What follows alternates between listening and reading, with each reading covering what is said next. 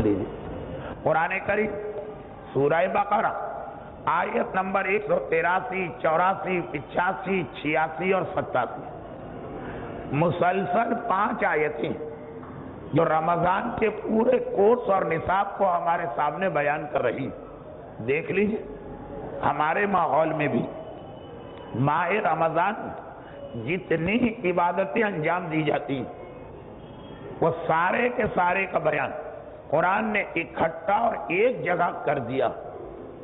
شاید بلکہ یقیناً اور کسی عبادت کے حوالے سے آپ کو یہ نہیں ملے گا. نماز مختلف پہلو ہیں، مختلف فائدے ہیں اور مختلف مسئلے بکھیر کے رکھے ہیں قرآن نے. حج مختلف جگہ پہ حج سے متعلقہ آیتیں آئیں.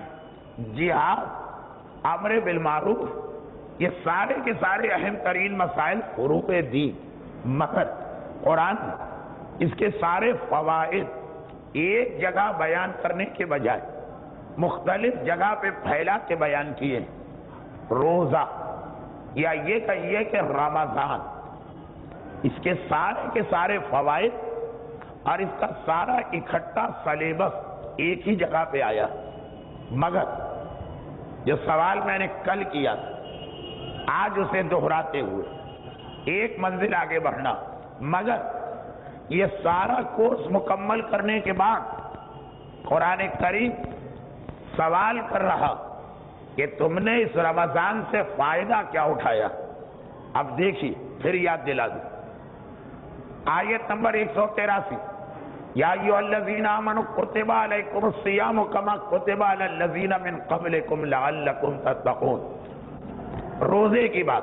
آیت 183 روزے کی بات. ماہ رمضان میں ہم روزہ رکھتے ہیں.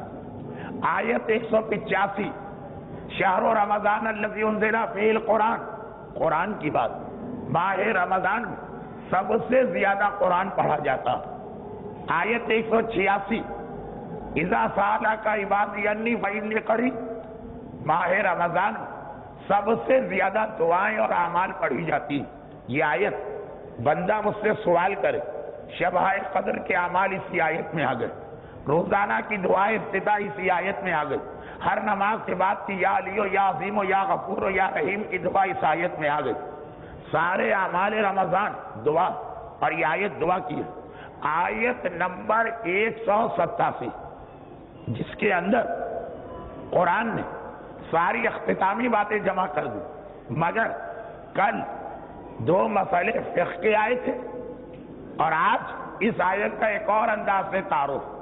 فَلَا تُبَاشِرُوهُنَّ وَأَنْتُمْ عَاكِفُونَ فِي الْمَسَاجِدِ. رمضان کی ایک ہی عبادت بچ رہی تھی، وہ اس آخری آیت میں آ گئی کہ خبردار جب تم حالت اعتکاف میں ہو تو فلاں کام نہ کرنا. اعتکاف پورا کورس مکمل ہو گیا. رمضان کے روزے، رمضان کی تلاوت قرآن، رمضان کا اعتکاف، رمضان کے اعمال، شبائے قدر کی دعائیں، دعائے افتتاح، یہ سارا کورس مکمل کیا. اور جیسے ہی یہ کورس مکمل کیا آیت نمبر 188 خبردار ایک دوسرے کا مال حرام طریقے سے نہ کھانا.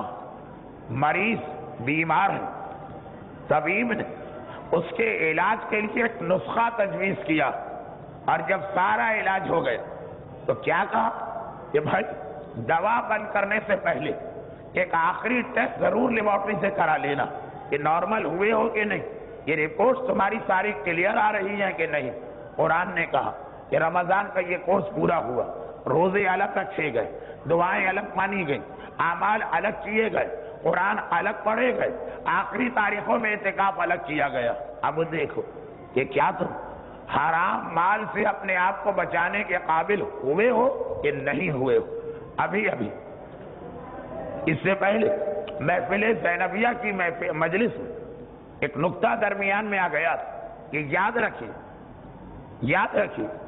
حرام مال ایک عام گناہ جیسا گناہ نہیں. مال حرام کا جو سب سے اہم نقصان ہے جس کی وجہ سے مال حرام گانے سے، بے پردگی سے، قتل سے اور دیگر گناہوں سے مختلف نظر آتا وہ یہ کہ باقی گناہ خالی نامہ اعمال میں ایک عذاب لے کے آتے ہیں، مگر انسان کا ایمان سلامت رہتا۔ داڑھی منڈوانے سے ہم بہرحال ایمان سے محروم نہیں ہوتے، بے حجاب گھر سے باہر نکلنے سے عورت کا ایمان ختم نہیں ہوتا، حتیٰ اگر کسی کو قتل بھی کر دے انسان، مگر مال حرام، اس کا نقصان یہ یقیناً پہلا لقمہ کھاتے ہی یہ والا نقصان تو نہیں، مگر لقمہ حرام کھاتے کھاتے آخر نقصان یہ ہوتا کہ آدمی کا ایمان ختم ہو جاتا۔ باقی ہر چیز کا علاج ہے، ایمان ختم ہو جائے اس کا کوئی علاج نہیں۔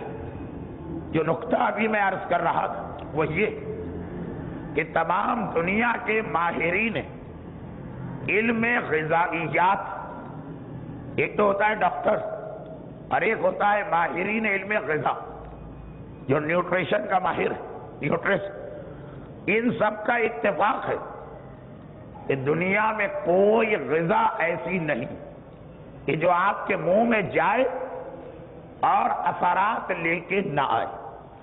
آج کل ایک جنون لوگوں پہ سوار ہے وزن کم کرنے کا، اور اچھا جنون ہے، گرچہ اس کی وجہ سے بہت سے بے روزگار دھندے سے لگ گئے، یہ سارے سلیمنگ کلینک اور یہ سارے ایکسرسائز اور جمنازیم، بلکہ بعض لوگوں کے لیے یہ چیز واجب کے قریب قریب پہنچ جاتی۔ بعض ایسی بیماریاں کہ اگر آدمی نے وقت پہ وزن کم نہ کیا تو اس کی جان کو خطرہ، چنانچہ واجب کے برابر پہنچ جاتی۔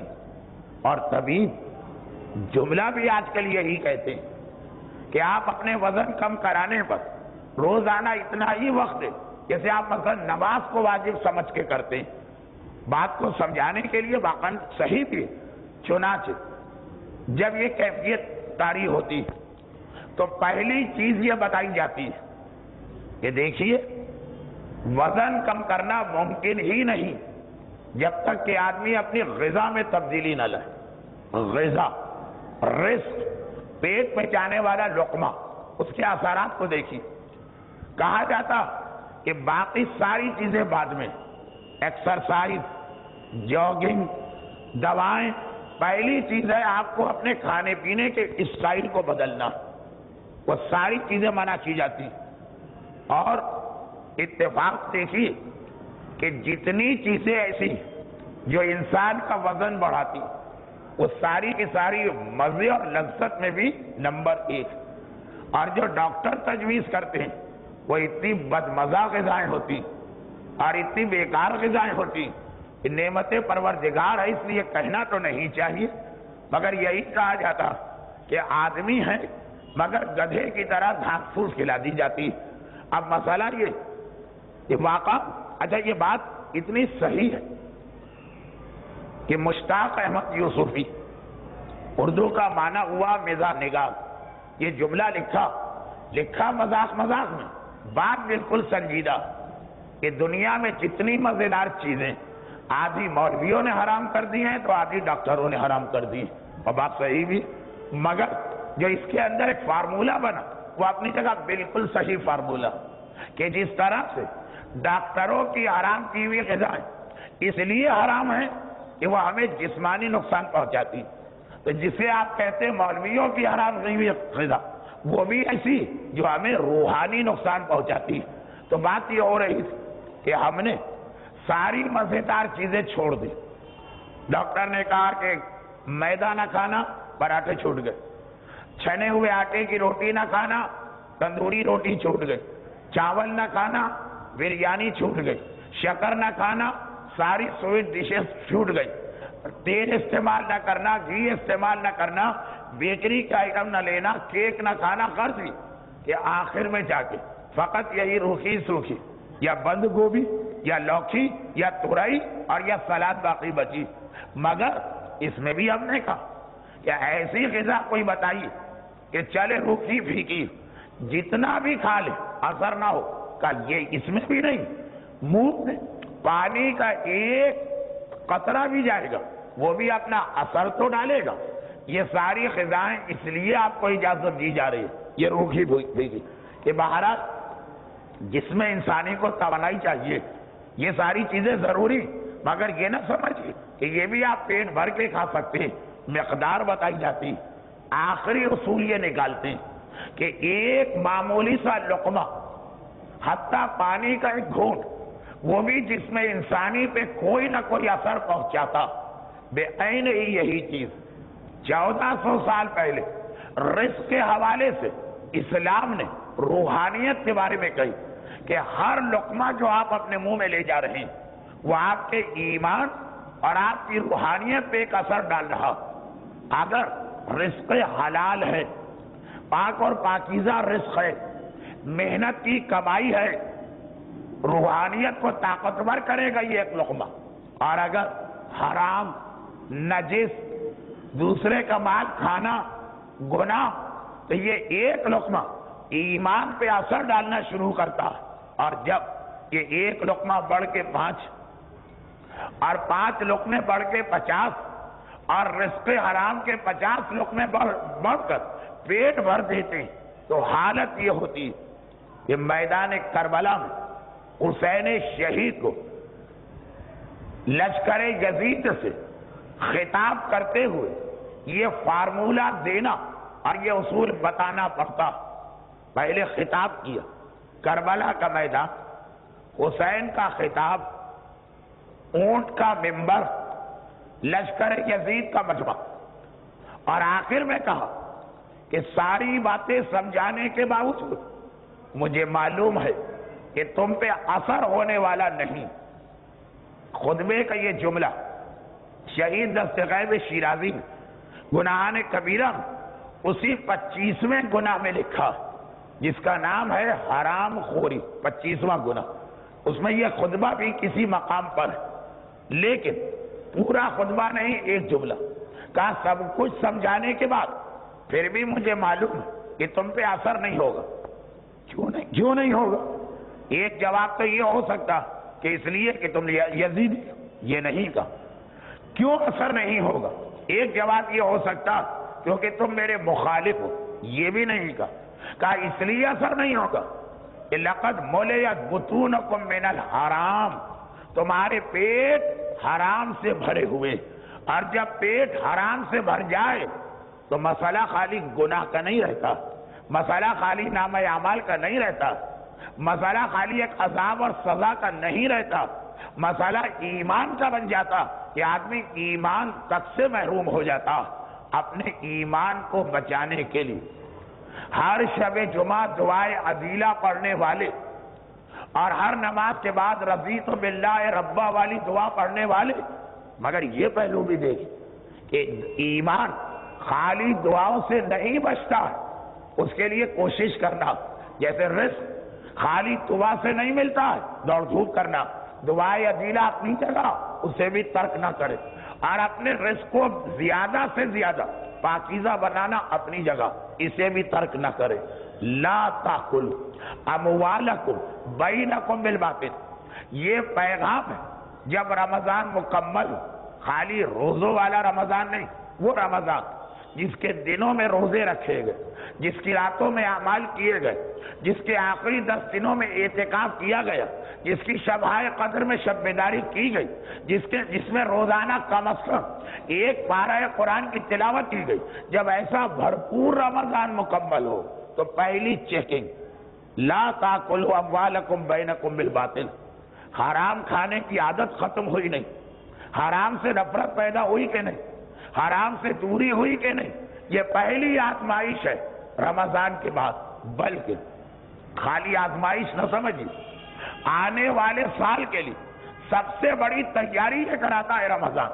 11 مہینے اگر ہم رزق حرام سے اپنے آپ کو بچا لیں، یاد رکھیے یہ میں بہت سارے بزرگوں کے تجربات پیش کر رہا ہوں. اگر رزق حرام سے بچا لیں اور رزق حلال کی عادی بن جائے، بہت سارے گناہ ایسے کہ خود بخود طبیعت میں ایک نفرت و کراہیت پیدا ہو جائے گی. بعض ایسے لوگ ہوتے ہیں کہ بغیر کوئی آیت قرآن سنے، بغیر کوئی حدیث معصوم پڑھے، بغیر کسی مسئلہ شرعی سے واقف ہوئے، بغیر کسی موعظے نصیحت یا بات کو سنے ایک گناہ ان کے سامنے آتا، خود ان کے نفس میں ایک نفرت پیدا ہوتی ہے۔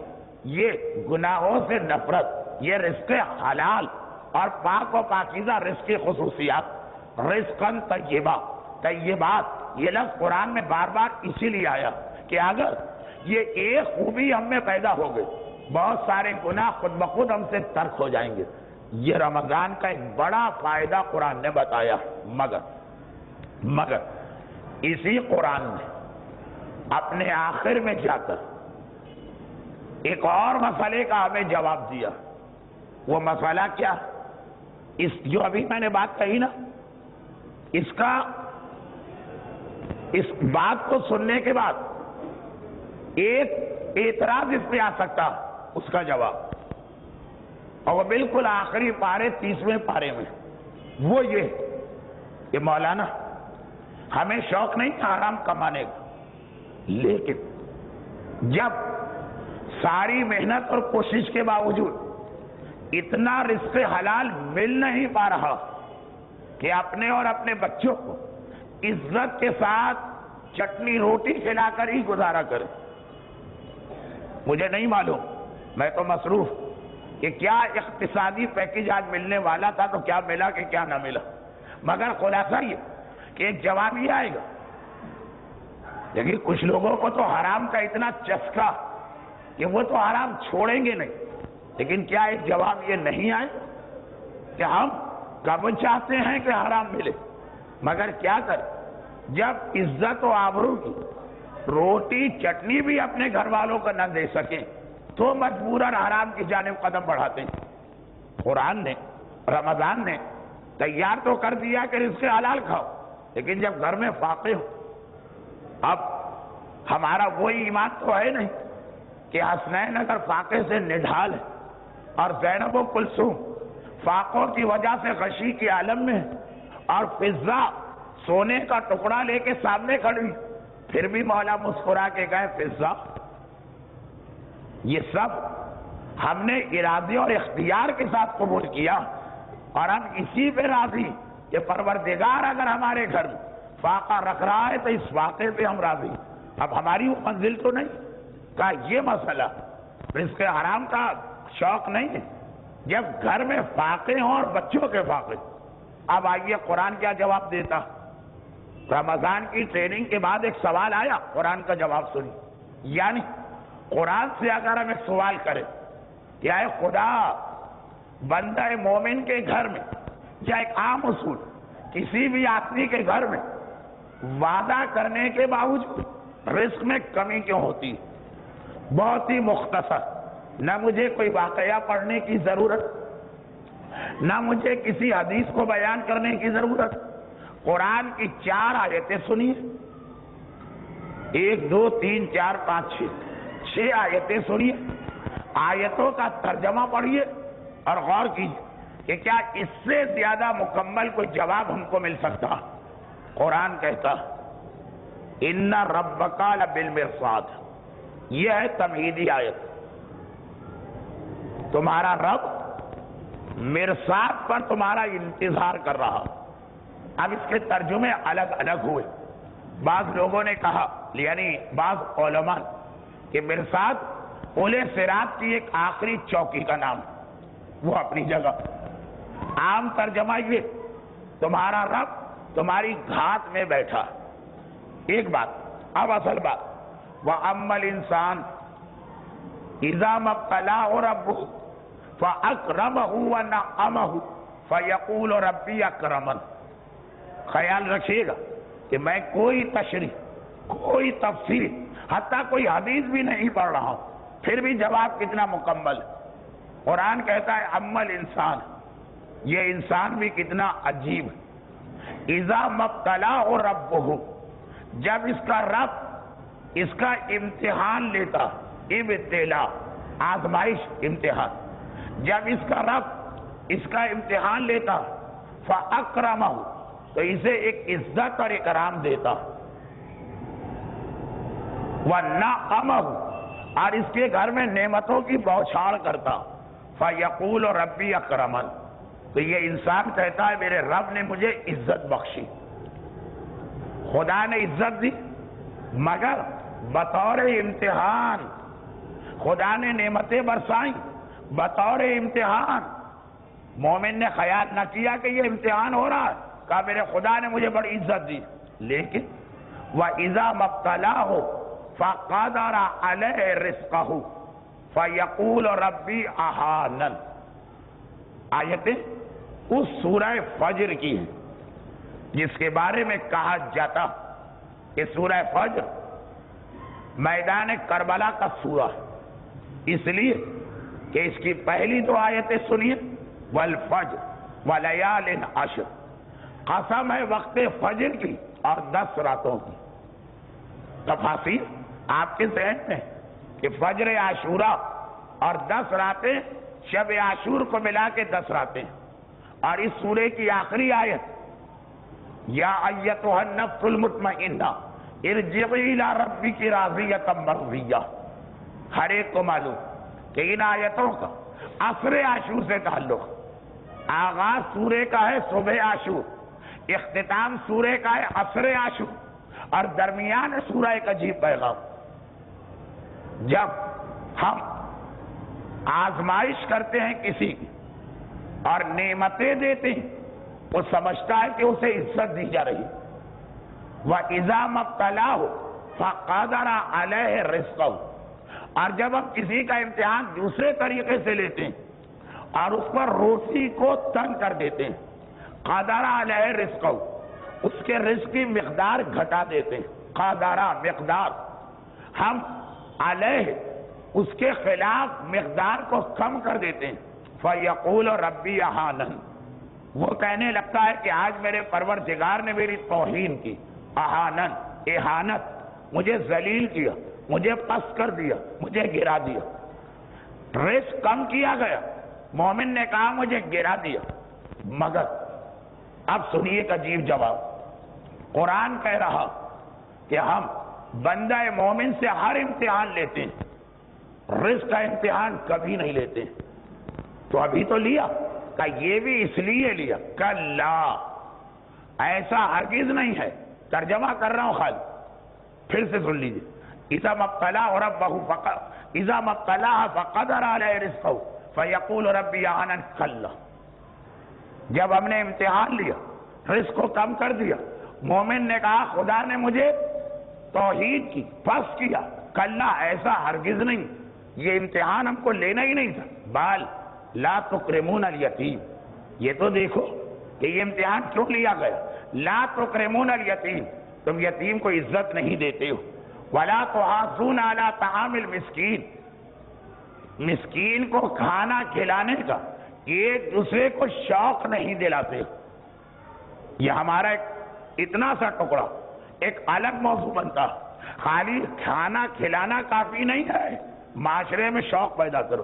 خالی خود نماز پڑھنا کافی نہیں ہے، نماز کا شوق پیدا کرو۔ خالی خود گانے سے بچنا کافی نہیں ہے، گانے سے بچنے کا شوق پیدا کرو۔ خالی خود حجاب کرنا کافی نہیں ہے، حجاب کا شوق پیدا کرو۔ دیکھیے آیت کتنے مختصر انداز میں کتنا بڑا پیغام دے رہی۔ گرچہ فی الحال بات اس حوالے سے ہو رہی کہ رزق حلال کسی کے گھر میں کم کیوں ہوتا، مگر ضمناً ایک موضوع آ گئے۔ کیا کہا قرآن؟ لا تکرمون الیتیم ولا تحاضون علی طعام المسکین، تم یتیم کی عزت نہیں کرتے، تم ایک دوسرے کو مسکین کو کھانا کھلانے کا شوق نہیں دلاتے۔ وَتَأْكُلُونَ التُّرَاثَ أَكْلًا لَمًّا، اور تم مال میراث کو ملا کے کھا جاتے ہو، عقلاً کھاتے ہو، لمّا ملا کے۔ مثلا علامہ جوادی نے اس ترجمے میں ایک بریکٹ لگایا، مثلا مرحوم حافظ فرمان علی صاحب نے اس ترجمے میں ایک بریکٹ لگایا، ملا کے کھانا۔ کہا کہ تاکلون التراث اکلا لما، تم مال میراث کو ملا کے کھاتے ہو، ملا کے کھانا یعنی حلال و حرام، کیونکہ ایک 95% کا مشاہدہ، 100% تو نہیں، وہ یہ کہ مال میراث میں گڑبڑ کرنے والے 95% وہ لوگ ہوتے جن کا اس مال میں اپنا ایک حق ہوتا ہے. عام طور پر میراث میں گڑبڑ رشتہ داروں ہی میں سے کوئی کرتا جس کا اپنا ایک حصہ بن رہا وہ اس کے لیے حلال, لیکن وہ دوسروں کا حصہ بھی کھا لیتا. ایسے کیس ہوں گے, لیکن 5% کہ جو آدمی باہر سے کوئی آئے اور مال میراث کو ہضم کر جائے, اس کا کوئی تعلق ہی نہ ہو. عام طور پہ ہوتا ہی ہے بھائیوں میں سے ایک بھائی, اولاد میں سے ایک اولاد, والدین میں سے کوئی ایک فریق, بھائی بہنوں میں سے کوئی ایک. تو اس لیے قرآن نے کہا تاکلون التراث, تمہارے گھر میں روزی میں تنگی آئی کیوں؟ 4 وجوہات. عقلاً لمبا, تم مال میراث میں حلال کو حرام کے ساتھ ملا کر, یعنی اپنے حق کو دوسرے کے حق کے ساتھ ملا کے کھا جاتے ہو. اور آخری چیز وَتُحِبُّونَ الْمَالَ حُبًّا جَمًّا, گرچ جمع عربی کا لفظ ہے لیکن ترجمہ یہی کر رہی ہے, اور تمہارے دل میں مال کی محبت جمی ہوئی ہے, جمی ہوئی اچھی طرح سے دل میں مال کی محبت بیٹھی. سرسری سا خلاصہ کلا, اللہ کو کوئی شوق نہیں ہے تمہارا رزق کم کرنے کا. بل لا تکرمون الیتیم ولا تحاضون علی طعام المسکین وتاکلون التراث اکلا لما تحبون المال حبا جما, تم یتیم کی عزت نہیں کرتے ہو, تو ایک دوسرے کو مسکین کو کھانا کھلانے کی ترغیب نہیں دلاتے ہو, تم میراث میں حلال و حرام کو ملا دیتے ہو, اور تم مال کی جمی ہوئی محبت کرتے ہو. 4 وجوہات, اور اس کے فوراً بعد ذکر قیامت. خیر, سورہ فجر, آغاز صبح عاشور, اختتام عصر عاشور, جب یا ایتھا النفس المطمئنہ کی منزل آئی, اور درمیان میں پیغام کہ یاد رکھو یہ ایک آزمائش, ہر آزمائش اللہ کی طرف سے ہے. یہ آزمائش روزی کی تنگی یہ تمہارے کرتوتوں کا نتیجہ, اور کرتوت بھی یہ 4.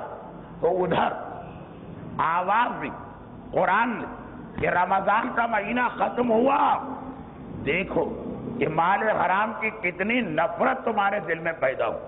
اور ادھر تم نے سوال کیا کہ خداوندہ ہمیں کون سا شوق ہے حرام کھانے کا, ہم تو اس لیے حرام کھاتے ہیں کہ گھر میں رزق کی تنگی.